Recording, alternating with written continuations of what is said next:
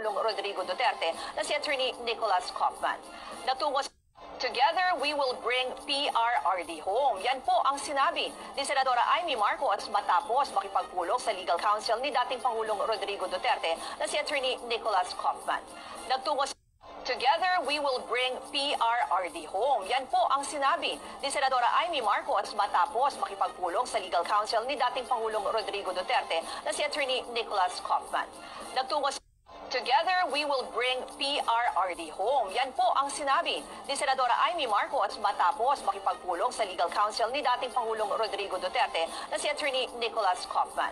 Nagtungo Together, we will bring PRRD home. Yan po ang sinabi ni Senadora Amy Marcos matapos makipagpulong sa legal counsel ni dating Pangulong Rodrigo Duterte na si Attorney Nicholas Kaufman.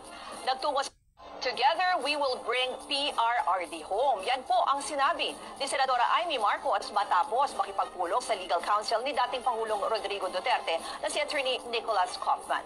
Nagtungo Together, we will bring PRRD home. Yan po ang sinabi ni Senadora Amy Marcos matapos makipagpulong sa legal counsel ni dating Pangulong Rodrigo Duterte na si Attorney Nicholas Kaufman.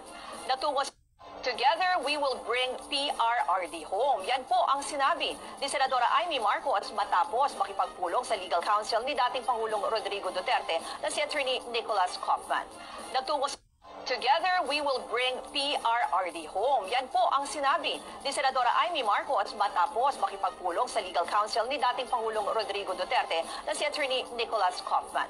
Nagtungo Together, we will bring PRRD home. Yan po ang sinabi ni Senadora Amy Marcos matapos makipagpulong sa legal counsel ni dating Pangulong Rodrigo Duterte na si Attorney Nicholas Kaufman.